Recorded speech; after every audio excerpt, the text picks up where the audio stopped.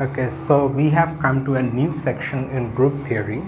In this section and the next one, we are going to study subsets of a group, but not just any subsets, because if we take arbitrarily any subset of a group, that does not reflect the fact that the group has an algebraic structure on it that is coming from the binary operation it has. So whatever subsets we will be interested in, those will be, all of them will somehow be related to this algebraic structure, and the most natural among them are subgroups. Now before we go to, we have already seen what a subgroup of a group means when we discussed some examples of groups in the previous section. So now we are going to look at the formal definition, but before we do that, let's simplify our notation a little bit. Say we have two elements in a group. So far we have been denoting their product by this symbol A dot B, where by the symbol dot we mean the binary operation in G. Now we are going to simplify and write this product as simply AB without bothering to write anything in between. We will understand that there is the binary operation in between these two that we have in G, and we will continue to use this convention of not writing anything for the binary operation. Of course, there is no chance of confusion as long as there is only one group, and in particular when there is only one binary operation. However, even when we have two groups, we will see in some cases there also we can continue writing like this without creating any confusion. From the context we will understand which binary operation appears where. We will see those things. So with this convention, let's now look at the formal definition of a subgroup. So the definition is simple enough.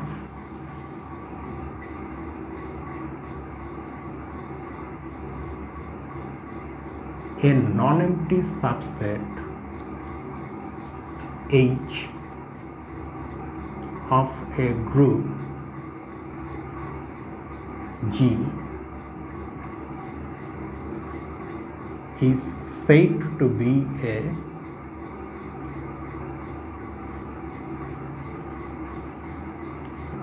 subgroup of G if under the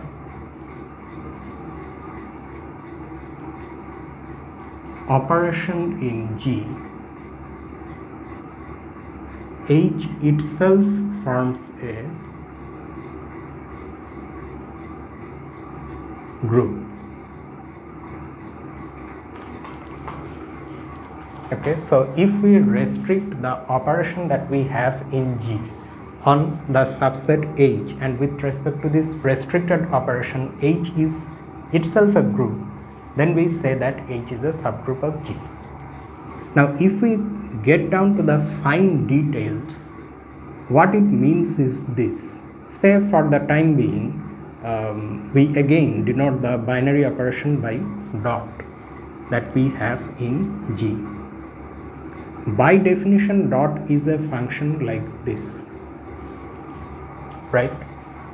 So what this definition is saying, by the definition of a binary operation, dot is a function like this, and this definition is saying that for H to be a subgroup, this must happen. If we consider the restriction of this function on the subset H cross H of G cross G, then this, with respect to this new operation, H has to be a subgroup. So there are four conditions that we require H to satisfy. The first, of course, is the closure property, and the very fact that the new operation should be a binary operation on H. The definition of binary operation requires us to have this, and from there we automatically have closure property. The second one is the associative law. Now the associative loss thinks that is true for all elements in G, so it is in particular true for the elements in H also, so that we don't have to really bother about that, although it's there. Okay, I should not strike it out, it is there. Number 3 is existence of identity. With respect to this new operation, H should have an identity element that we need. And number 4 is that every element in H should have an inverse for that identity, because in the equation defining the inverse we have identity. Now note that if say H is a subgroup, so that H satisfies all these conditions, there is no problem with the condition 1, 2 is also there. However, since H is a subgroup, identity is there and every element has its inverse. But there is a you may wonder whether this identity is the identity that we have in G. Note that it's not immediate. Just like that, if you have an element in H, there is an element again in H which behaves like its inverse in H. However, is this the same inverse that A has in G? All of this will turn out to be true, but note that they are not obviously true. They are not immediately true from the definition itself. They are not immediate consequences. We have to supply some little arguments. So we will do that. However, what is obvious from the definition is this remark.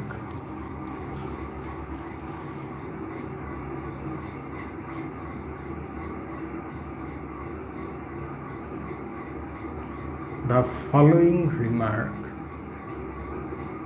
is obvious. If H is a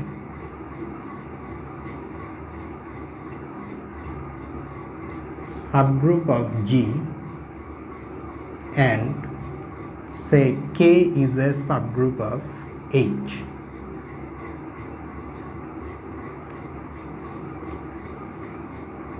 then K is a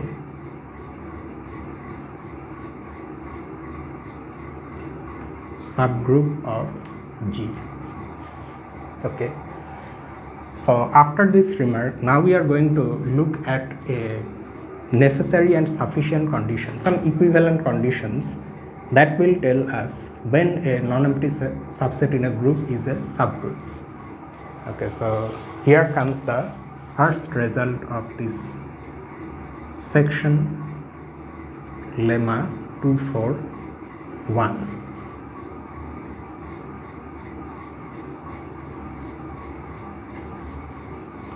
A non-empty subset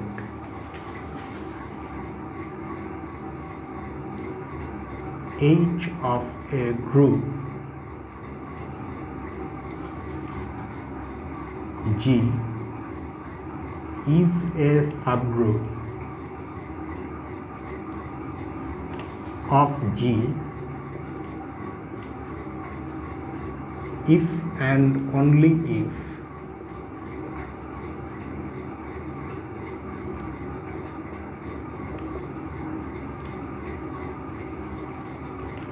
the following conditions hold. So there are two conditions. If we have two elements in H, then that implies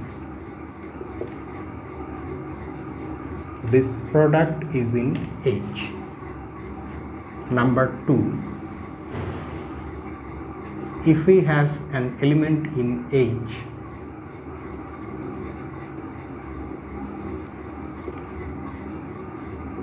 then it implies that its inverse is in H. Now we have to carefully interpret what these conditions mean, actually mean. A and B are two elements in H. As such, they are elements in G also. Suppose you take the product AB as you would calculate the product in G, thinking of A and B as elements in G. That product is in H. So this condition means that in this condition this product AB has been calculated in G. Just like that, for this element A in H, since A is after all an element of G, it will have an inverse. That inverse should belong to H. So that's what the second condition means. Okay, so now we are going to look at the proof. Note that it's very easy to miss these points, that these elements have been calculated in G and we are requiring in these conditions for them to be in H. Okay, so first let us appear that H is a subgroup of G and try to get these two.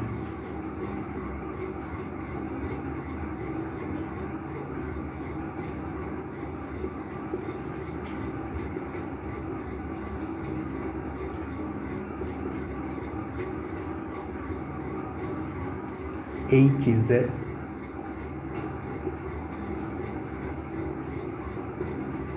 subgroup of G. Then if we take two elements in H and calculate their product in G, then since H is closed with respect to that product that we have in G, so we should actually have AB belonging to H. So we write accordingly, since H is a, or we can write directly, since H is closed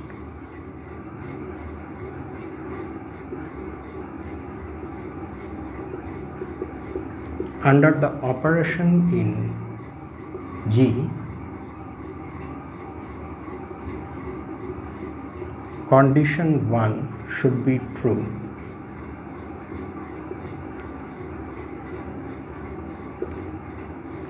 Whatever, is it correct whatever we have written?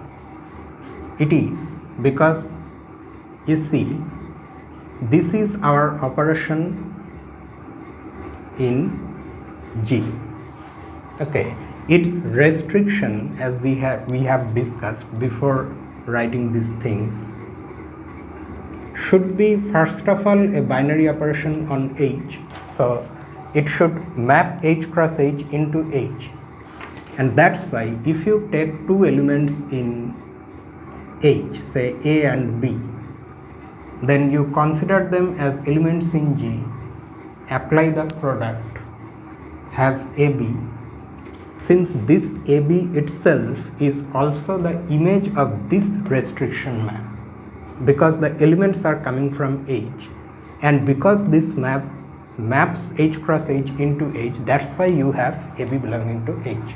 Instead of writing all these things, we have to understand them in this way. We are just simply writing like this. However, note that so many things are there behind this. Okay, so we have to really be careful. So condition 1 is true. Now condition 2, however, will not come readily, not at least this easily. First of all, let us try to show that now since G and H are both after all groups, each one of them has an identity element.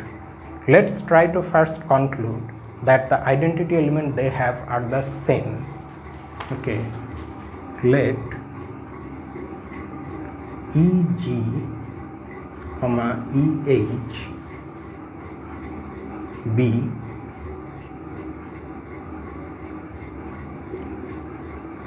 the identity elements in G, H respectively. Okay. Now our aim is to show that EG is equal to EH. Okay, and in doing so we have to somehow use uniqueness of identity, which we have already proved there in a previous section. Okay, so how can we use that uniqueness here to our advantage to conclude that EG is equal to EH?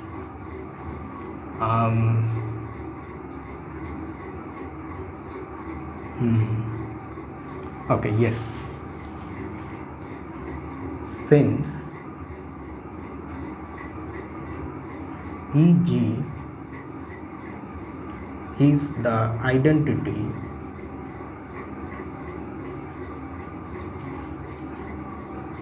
in G,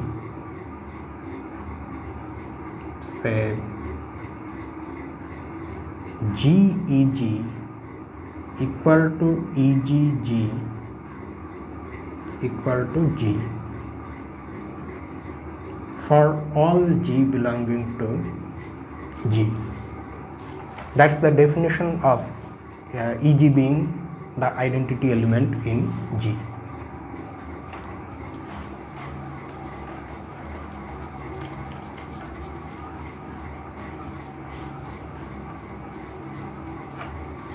In particular,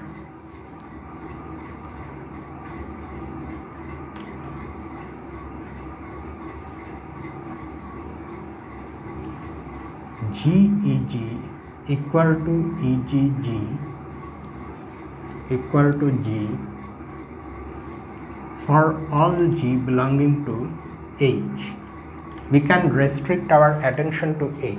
So in particular, for all elements in H also these equations are true. So then we can see that EG is also an identity element in H. This implies EG is an identity element in H.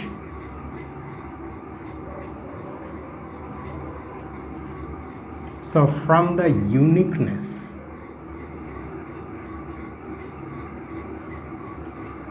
of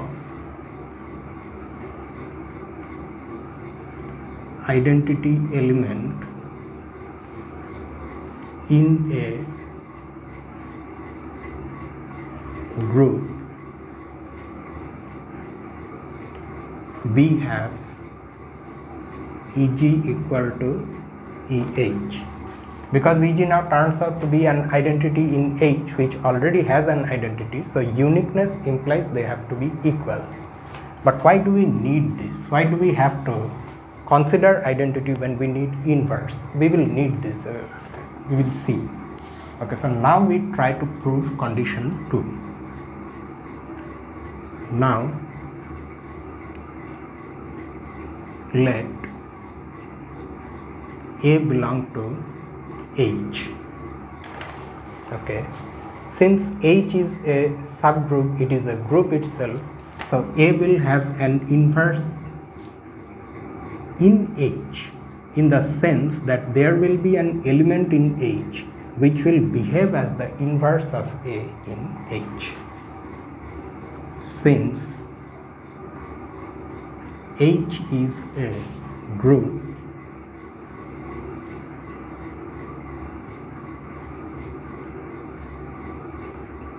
there exists an element, say we can call it C, belonging to H, such that AC is equal to CA is equal to the identity in H by definition, but which now is also the identity in G. So you can see that this C is not only acting as an inverse of A in H, but also acting as an inverse of A in G, because we have EG here. Okay, this implies C is an inverse of A in G.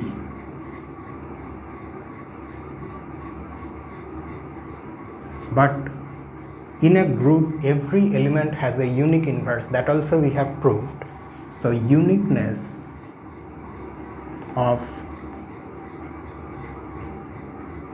inverses then implies that the inverse of A in G, which we already have and we denote that by A inverse, now will be equal to C, because C also acts as an inverse of A in G. So now you can clearly see why A inverse belongs to the subset H, because C is in H and A inverse is equal to C. So this implies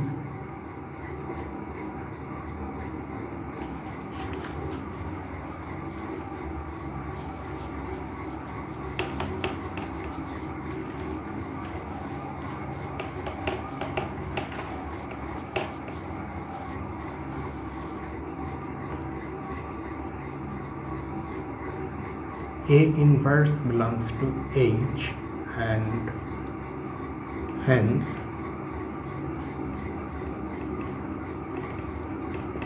condition 2 is true. Okay, so we have proved that both the conditions are true if G is a subgroup of H is a subgroup of G. Now we have to prove the converse.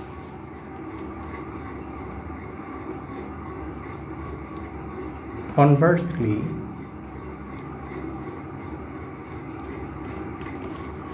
assume that conditions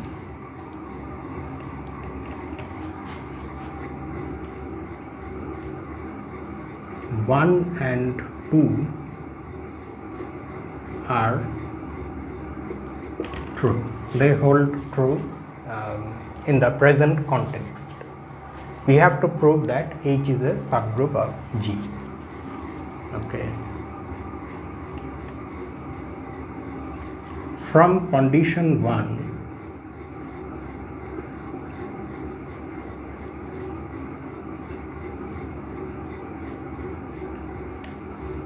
we see that H is closed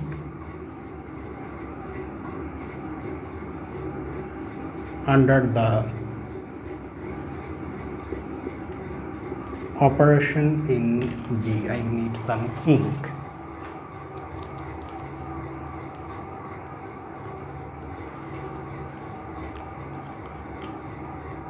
So now closure property of H, that is closure property is true in H, and that is coming from condition 1. Keep in mind that now the operation that we are considering is the restricted is the restriction of the original binary operation in G.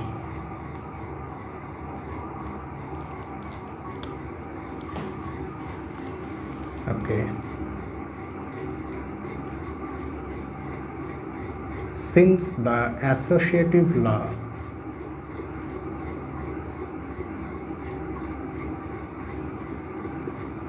is true in, or rather more specifically is true for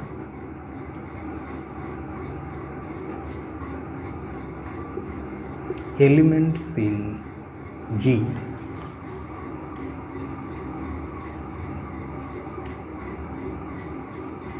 in particular it is also true for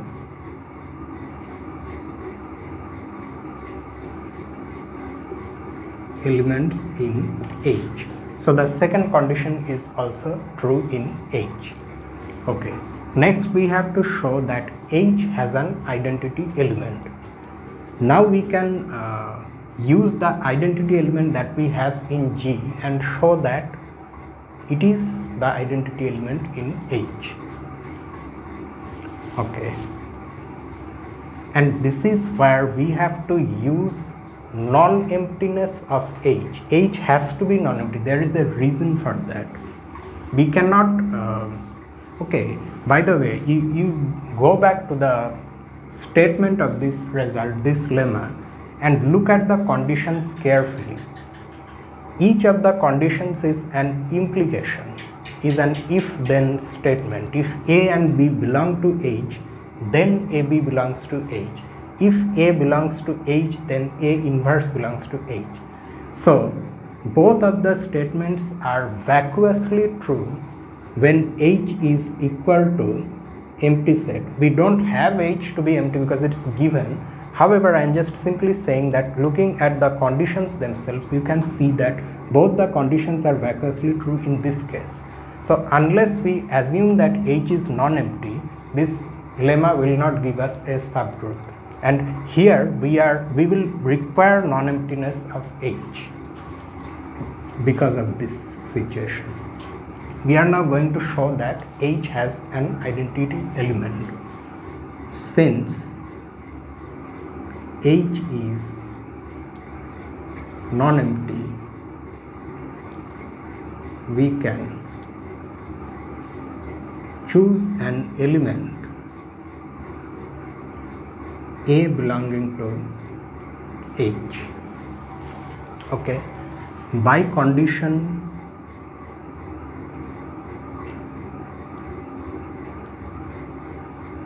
2, A inverse belongs to H, where you have to understand this is the inverse of A in G.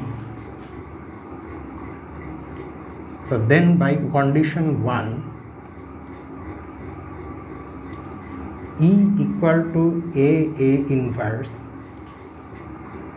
belongs to H. Now A is in H, A inverse is also in H, so their product will have to be in H by condition 1, which is the identity element in G. But note that the job is not over yet. Although many authors stop here and say that's why we have an identity in H, and that's enough. That's actually enough, but why that is enough, let us see. So now E is in H. Since E is the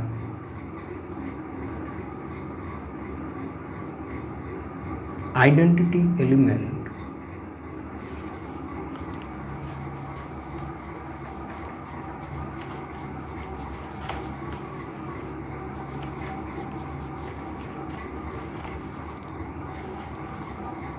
in G, GE is equal to EG equal to G for all G belonging to G.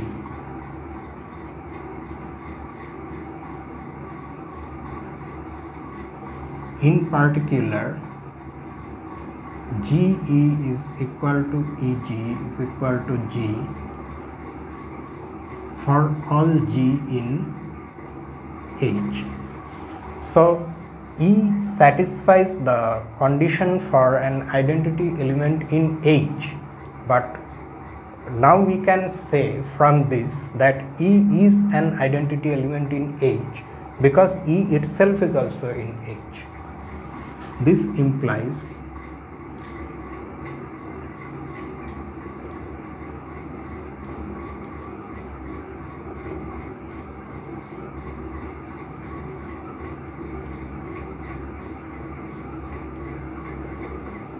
in H.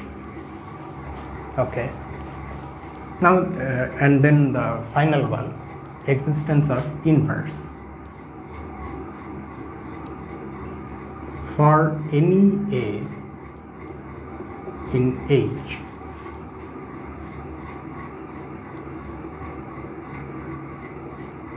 condition 2 implies A inverse belongs to H.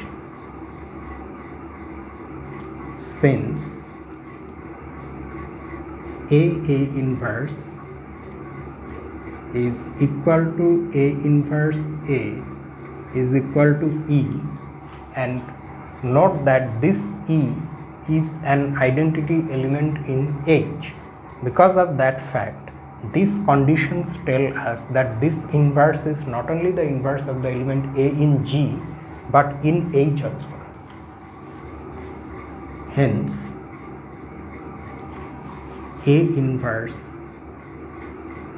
is an inverse of A in H. Thus, H is a group under the operation in G, that is, H is a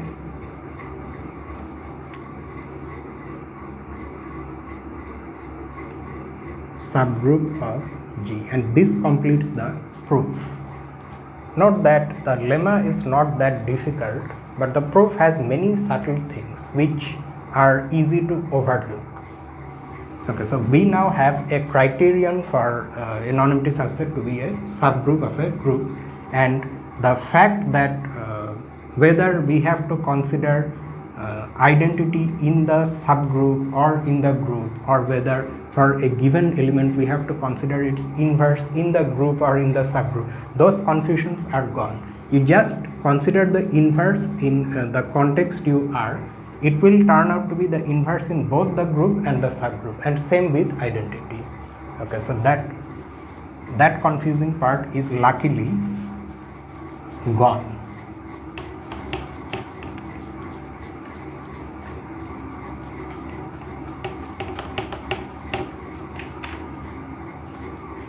Okay. Now, instead of having these two conditions, we can get rid of one condition in a special case, namely when H is not only a non-empty subset of G but a non-empty finite subset of G. So here the next lemma comes.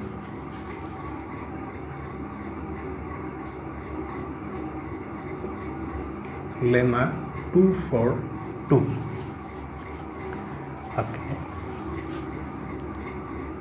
If H is a non-empty finite subset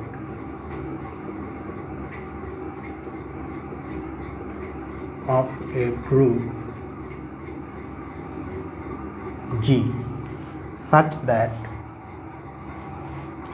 and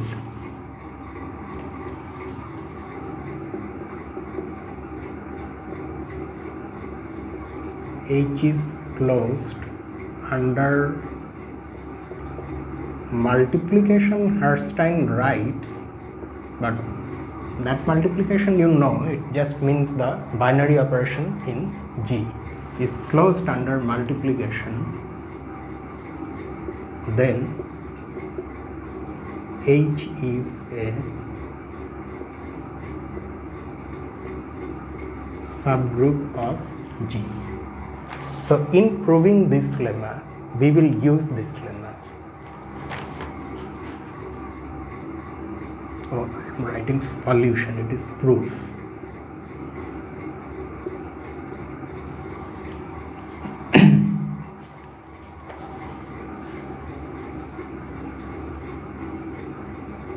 By the previous lemma,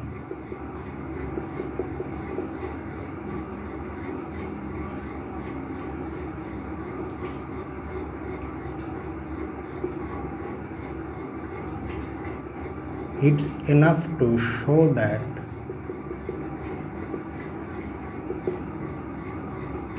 for any A belonging to H, A inverse, or let us just write like this, we have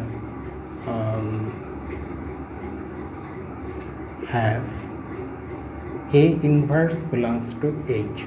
because the previous lemma tells us that such a non-empty set is a subgroup if it is closed and if inverses are there. So it's already given to be closed. So we just need to see whether inverses of every element in H belong to H or not. Okay. However, the other condition given is that H is not only non-empty subset but a finite subset. So we choose an element A in H. We have to show that its inverse is also in H. Consider